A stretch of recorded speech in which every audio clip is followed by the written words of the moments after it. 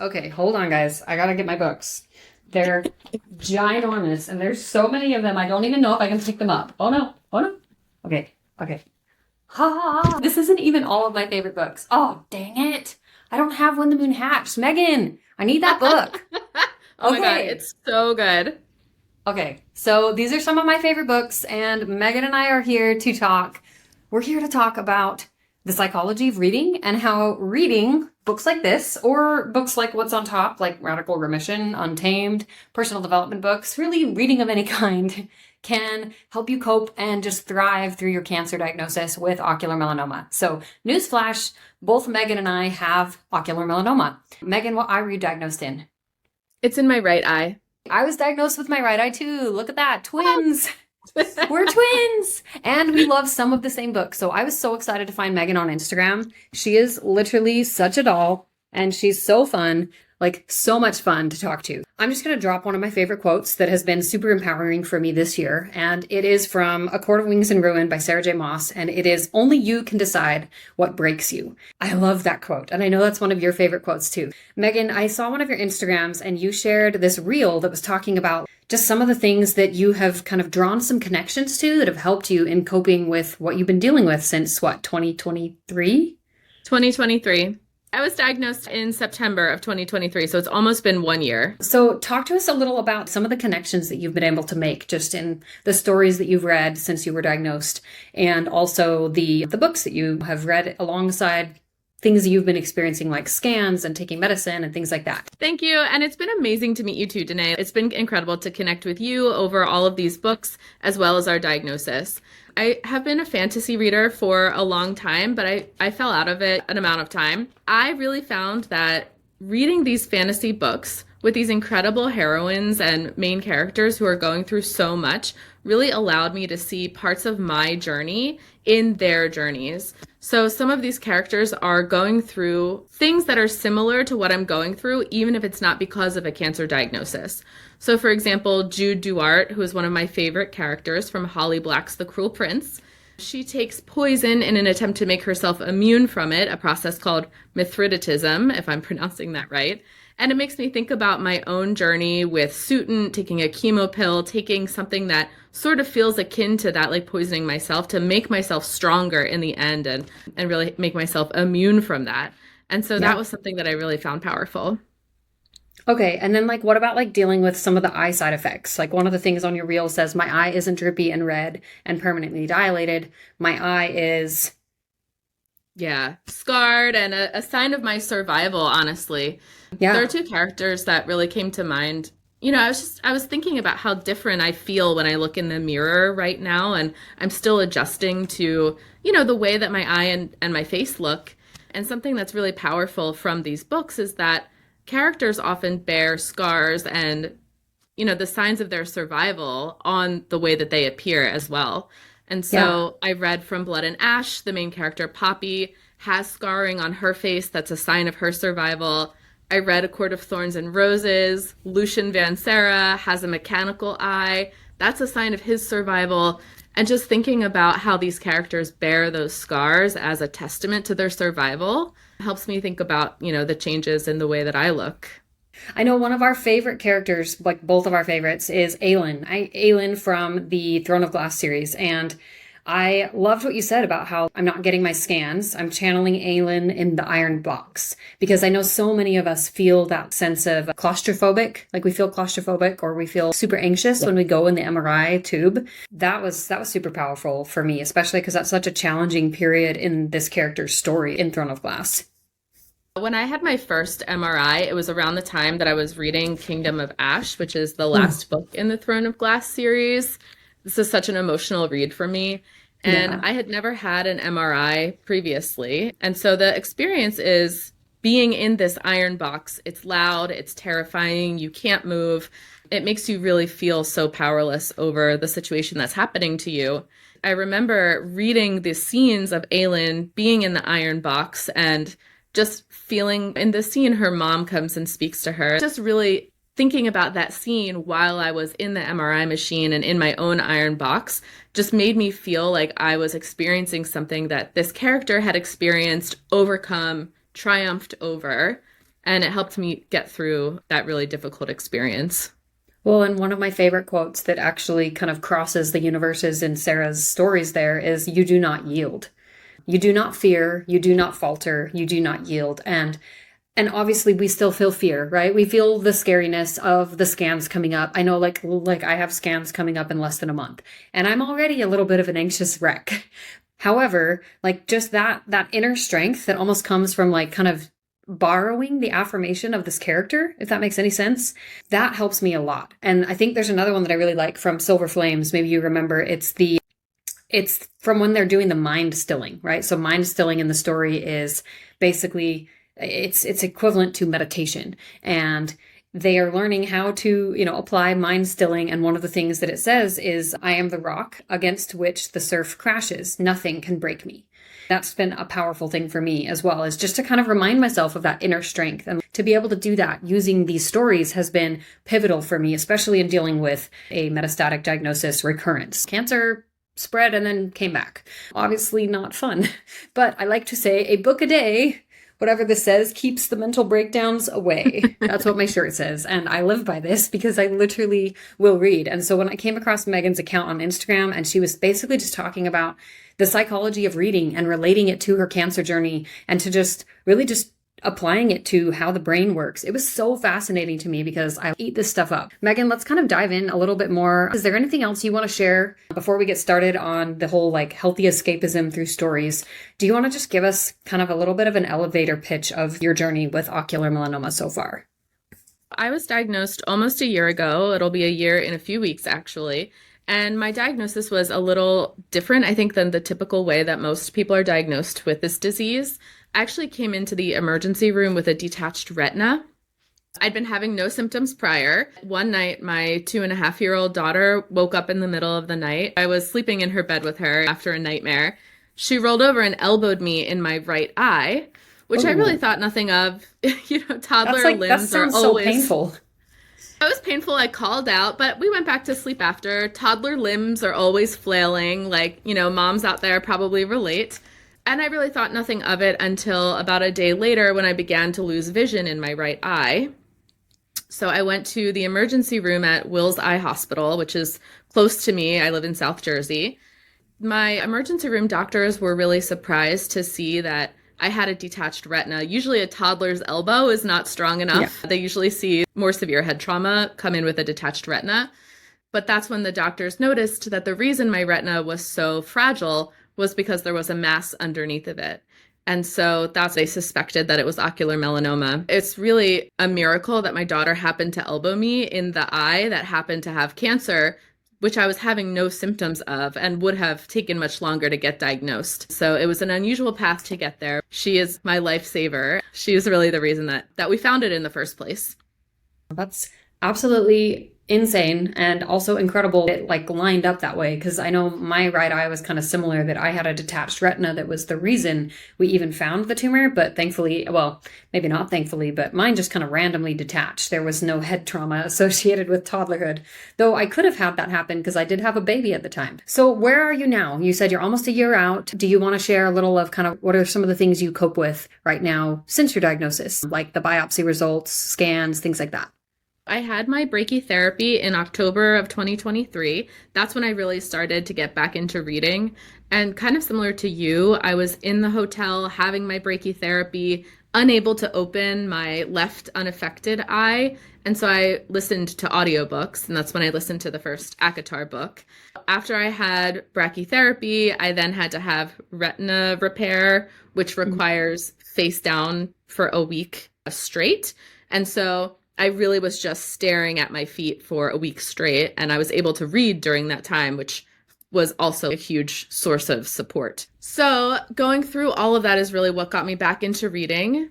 Since those treatments, I've had a few other surgeries to treat cataracts. I've started Sutent, so that also is, its own journey with that medication.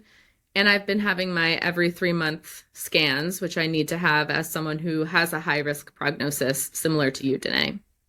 I just had my most recent scan last week, and so that came back clear. I now get to have 3 months where I don't have to think about scans, which is a nice little break from it.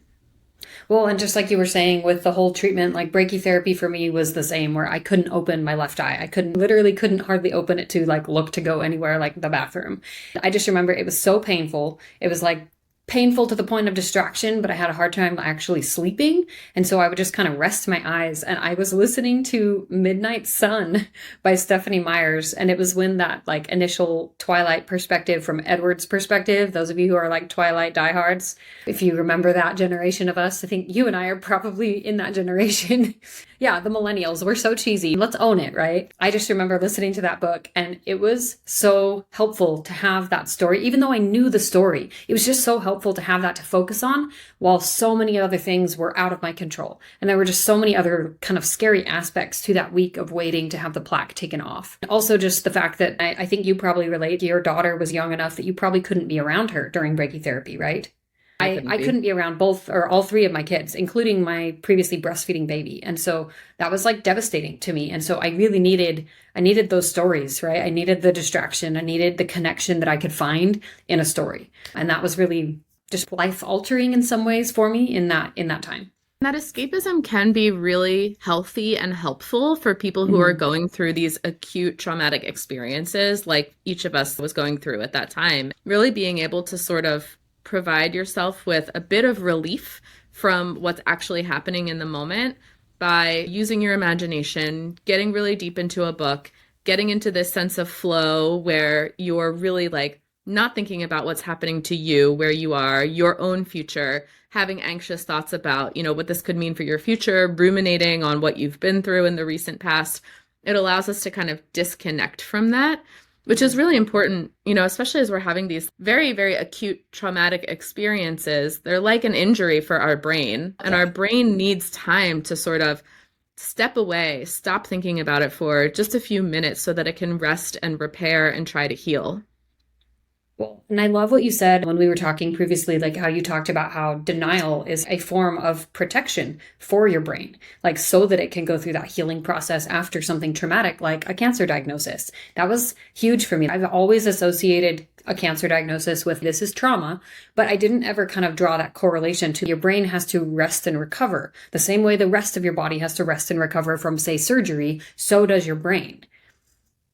We can't actively process and heal from things as they're ongoing and as it's so acutely happening. You really need time to have a little distance, a little space from it. Your brain is always working to protect you. Your brain is doing everything it can do to keep you safe from scary big things that are happening in the world. And denial is one really inherent way that our brains operate to try to protect us.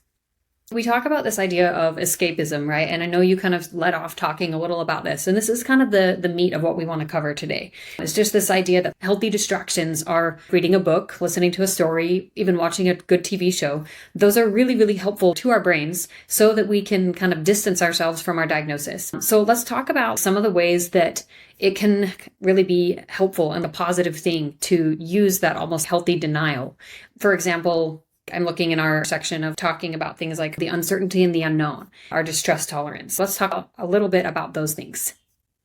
There's so much that's uncertain when we're going through the earliest phases of this disease, when you're first diagnosed, when you're going through treatment, so much that's unknown about this. One of the things that can be really protective during that time for people's mental health is to practice distress tolerance, or the idea that we need to sort of be able to sit with these big, scary, uncomfortable emotions. Those emotions are going to happen. We're in something that is, it's logical for us to feel high levels of distress. But how can we sort of help ourselves tolerate that a little bit? Distraction is one really important way that people tolerate distress. It's a skill that, that we practice and talk about a lot in psychology. And distraction is one really important way that people can kind of take a little bit of a break. And whether that's through reading the kinds of books that you and I really love to read. I think other people sort of find that distraction in other avenues through different hobbies or TV shows. It's not always a bad thing to get lost in some activity or some other world. Of course, we have to cope with our reality at some point, and we can't always be lost in this other world. For that time when it's healthy and protective and you're able to sort of step away, it can be a real resource. And it sounds like it can really just let you process something. It can let you process difficult emotions without actually going through the emotion yourself. I'm trying to explain this, and I don't feel like I'm doing as good of a job as you did, but just like the fear in the story versus your fear in the real life, right? That if you're experiencing fear alongside a character, it's different than when you're actually experiencing that fear because of something that's happening in your life and to you.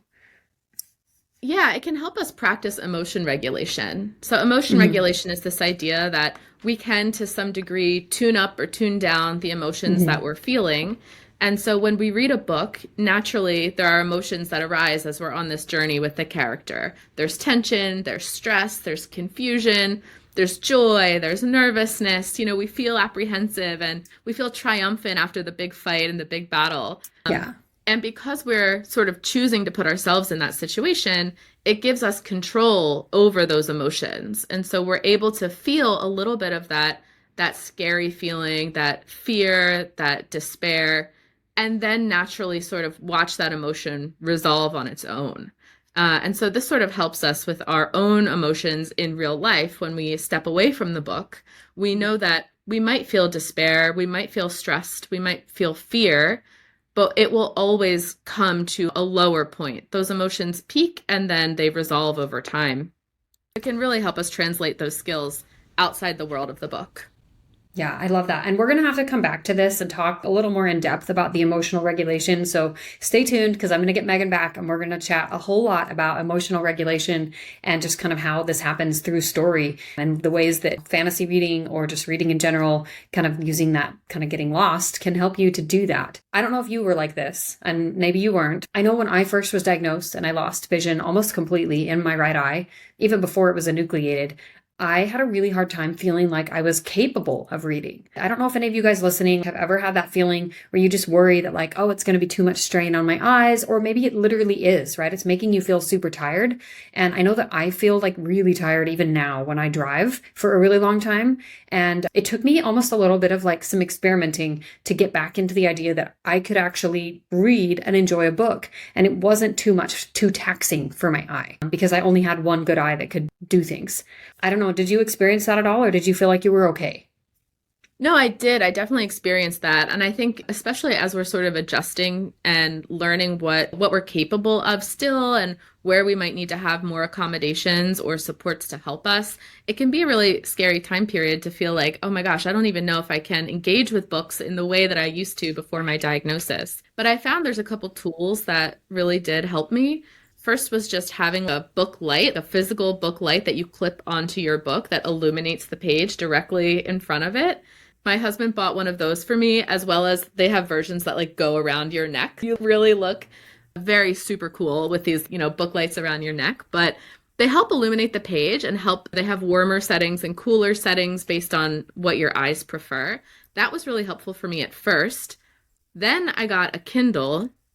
And I have to say that was the best investment for my reading. I should have done it so much sooner, but being able to like increase the font size of the words on the Kindle has made it so much less taxing for my left eye to read. There's definitely tools and supports, out there. It just takes a little experimenting.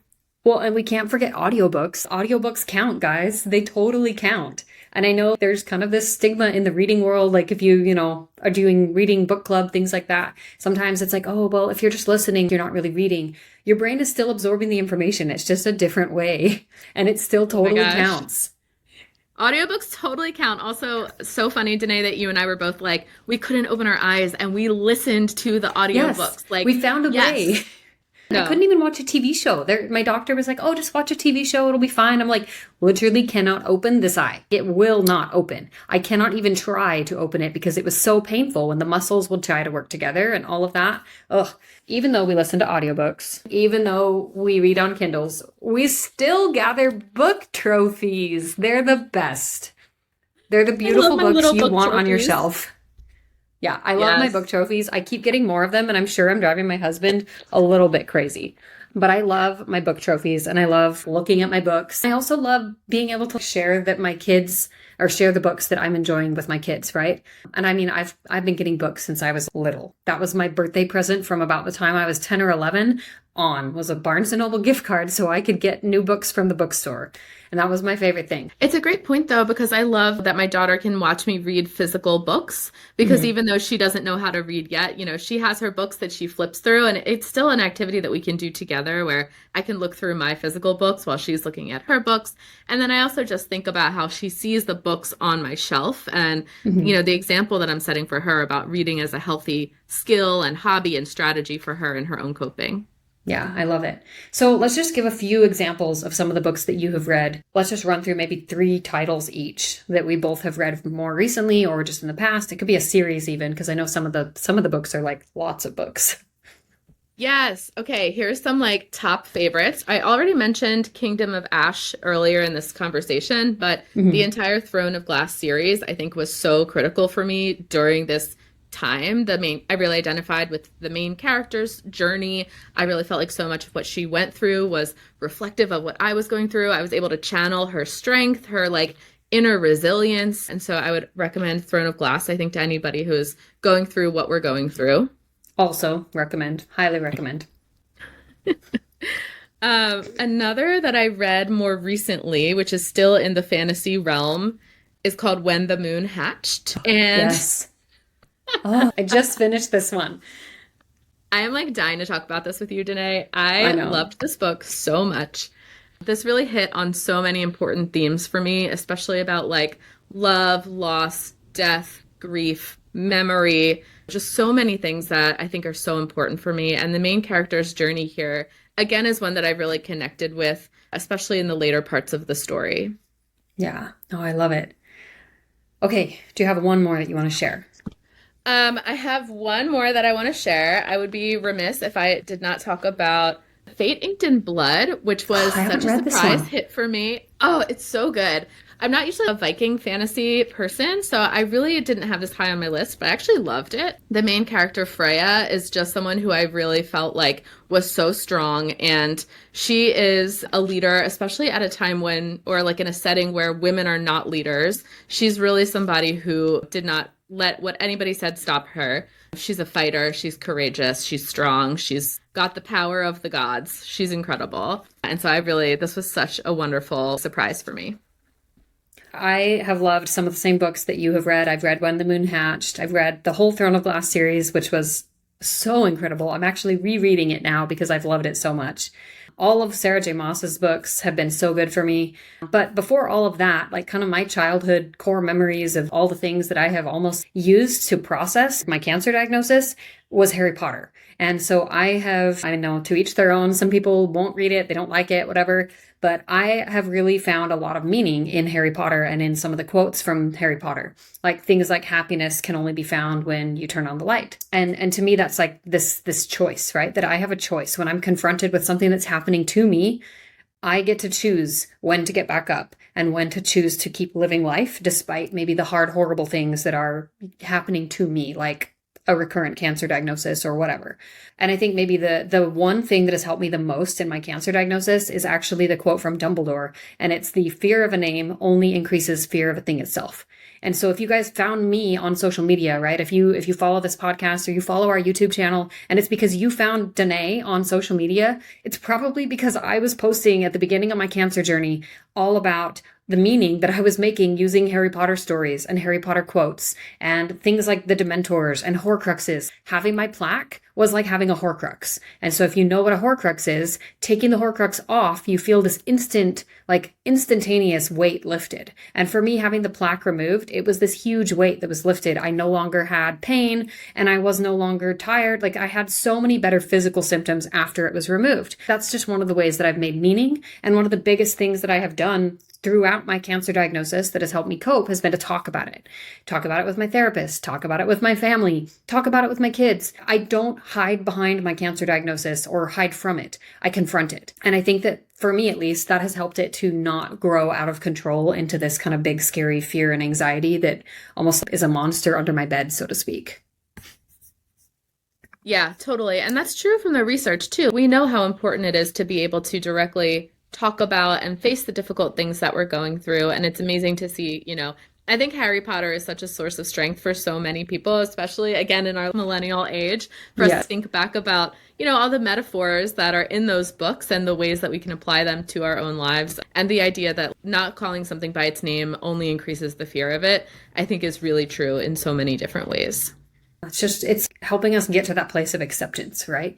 Because putting Yeah. our head in the sand, so to speak, doesn't actually make it go away. It just Yeah. allows it to kind of fester or to be something that we're no longer developing tools to cope with it, right? To cope with our diagnosis. And it's so important that we learn to cope so that we can thrive and so that we can survive well. And so that cancer really doesn't get to take up more space than it deserves. I mean, I feel that. That's so important to me. Absolutely. It's if we can't even talk about what it is, we're going to spend a whole lot of time, coping with it. And I think like being able to say, yes, I have cancer and I am so many other things as well is something that starts by facing it, naming it head on, and then being able to sort of move into all the other spaces of our lives where we get to be fulfilled and find meaning and joy and love and connection, in so many different ways that are separate from cancer. Just kind of general myth busting here. I think a lot of us associate the idea of disassociation or denial or escapism, healthy denial, any of those kinds of things. We see it almost in a negative light. It's a word, denial, I know for sure, is a word that we have kind of negatively framed in our brains, maybe just as our part of our culture. So let's just kind of overall sum up, myth bust the idea that like denial is not bad. It actually can be really good. What are just kind of like to sum up your thoughts on that? I think when we're going through these acute traumas, there are a few ways of processing.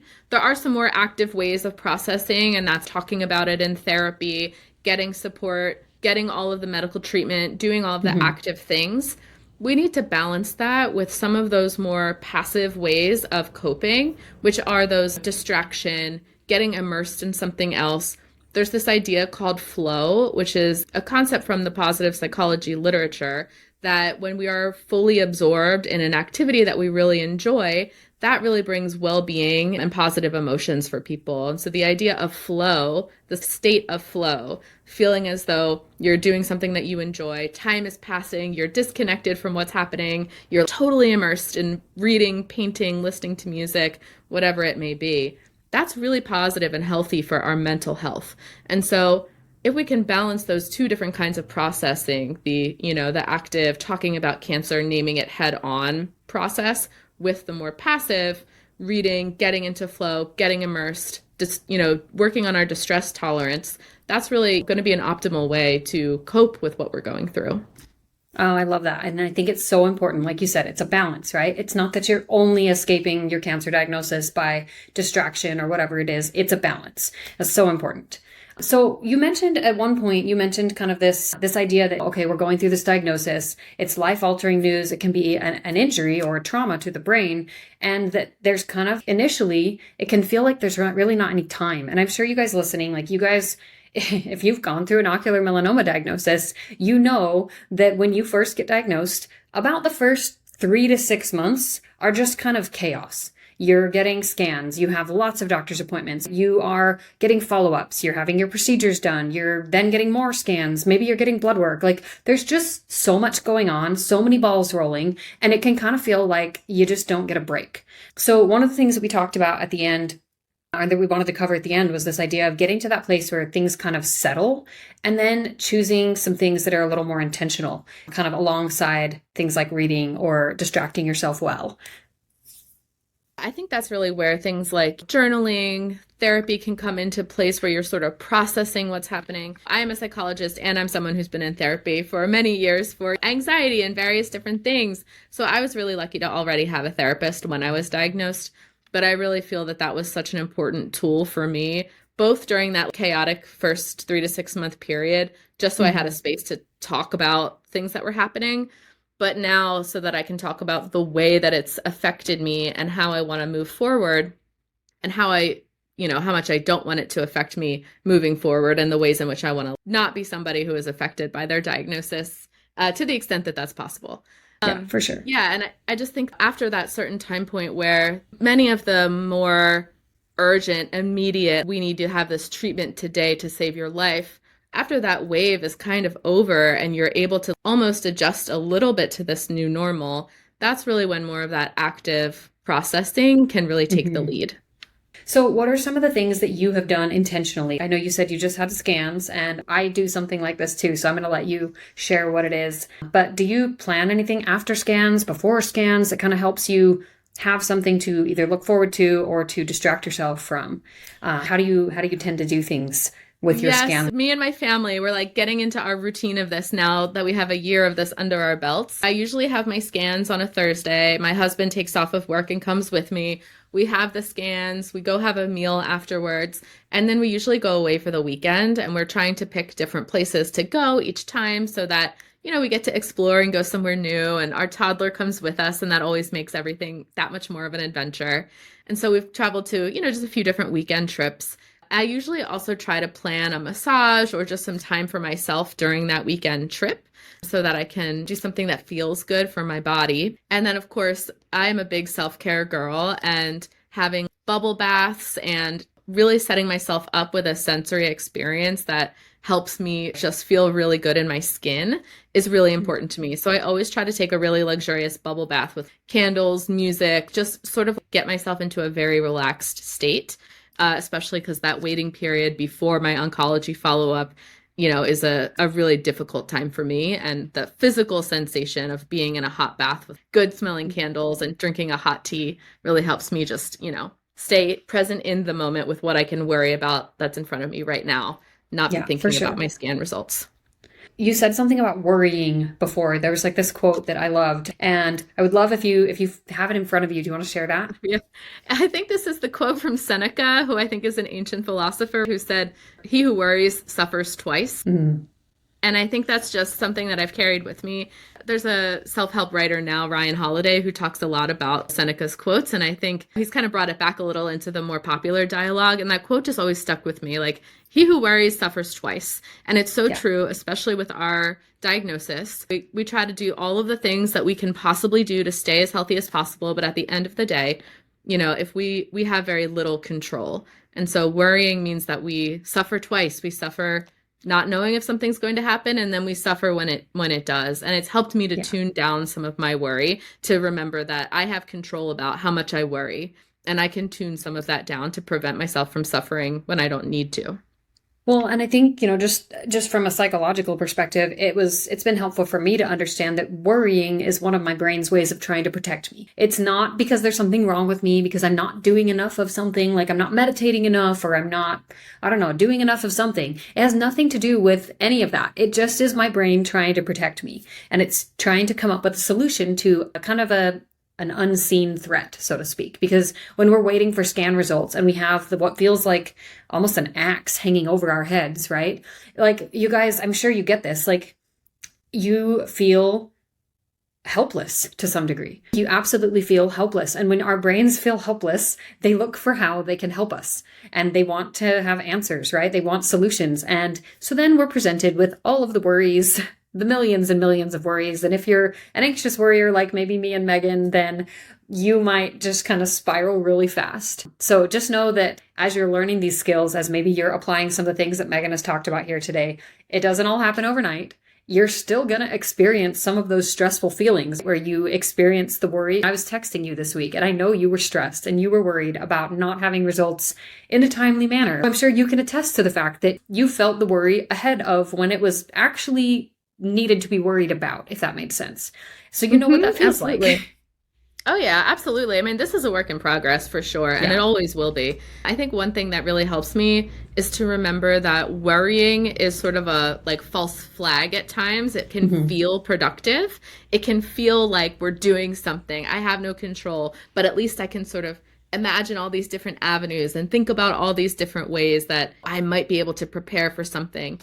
And at the end of the day, you know, we can prepare as much as we want, and we will still never truly feel prepared for the thing that we're worried about. And so sort of remembering that it's sort of an illusion that worrying feels helpful, that actually has helped me to say, like, actually, it is not that productive. And it is okay for me to feel like I can put my worries in a box on the shelf and go do something that's going to make me feel good in this moment, like reading a book, exercising, playing outside with my daughter, doing anything that makes me feel joy in this moment, because that is so valid and important. One of the things, maybe you guys come up against this when you're trying to find or do something you enjoy, can also be that when you have so many things to deal with, you have so many diagnoses, I don't know, maybe you've got doctor's appointments to follow up with, you've got phone calls to make, insurance calls to make, like who knows what you're dealing with. I know I have a lot on my plate right now with my medical diagnosis and kind of the extra things I have to navigate, for lack of anything else. It's kind of an ongoing flow of things that I always have to do. And sometimes, because I'm a type A person and I have this idea that, you know, I want to check all the boxes, sometimes I can get a little caught up in the idea that I have to be productive and that I need to accomplish something, and that reading isn't going to accomplish that something. And I think that it helps me, at least sometimes, to just kind of catch myself and remember that, like we talked about at the beginning, it is so important for our brains to have time to recover. And reading, escaping, watching a TV show, doing something you thoroughly enjoy, you guys, that is so powerful. And it is so helpful so that you can just be fresh and that your brain is functioning well. So anyway, Megan, is there anything you want to say to end before we close out and come back another day? You know, I think if there's one thing that I would want everyone to take away, it's that those moments where you're able to feel more joy, where you're able to disconnect a little bit, where you're able to sort of find some support through reading, through positive activities, through hobbies, whatever it may be, that is as productive and as important as checking off that to-do list, because you're really investing in setting yourself up to be able to do those things and to enjoy, you know, the time that is in front of you. It's important and it's powerful. And I think that would be like the one thing for Danae and I, that's through reading. I'm so grateful that reading has brought us together. Thank you so much for having me on. This is so fun. It's been so fun. I cannot wait to have you come back. And we're going to talk more with Megan about emotional regulation and how kind of using reading can help you process that. Just to end, I'm going to show my favorite 2 non-fantasy books for those of you who are not fantasy readers. So this is a really, really powerful book. If you haven't ever read this one, Megan, recommend this to you. Radical Remission by Kelly A. Turner. And I have no idea if this is backwards. I'm sorry. But it's Radical Remission by Kelly Turner. And then I loved this book. If you guys have never listened to Glennon Doyle talk, she is so funny and she writes the way that she talks. And this is like a memoir. And I mean, I have like covered this thing in notes and anecdotes, and it has been such a funny read for me. Like, she is hilarious. Like, I just remember cackling and reading out loud. So that would be my 2 books to say, if you're not a fantasy reader, go and read one of those. And just to review, Megan, do you want to just show up like the books that you shared that were some of your absolute favorites, that if you are a fantasy reader or you want to become a romantasy reader, please try these. They're so good. Yes, this is Fate Inked in Blood by Danielle Jensen, When the Moon Hatched by Sarah A. Parker, and Kingdom of Ash, which is part of the Throne of Glass series by Sarah J. Maas. Don't read that one first. That one's at the end, the very, very last one. Anyway, okay, you guys. Well, Megan, thank you again. Let's go live by our motto here of the whole idea that a book a day keeps the mental breakdowns away. And I will see you guys next time. All right, bye.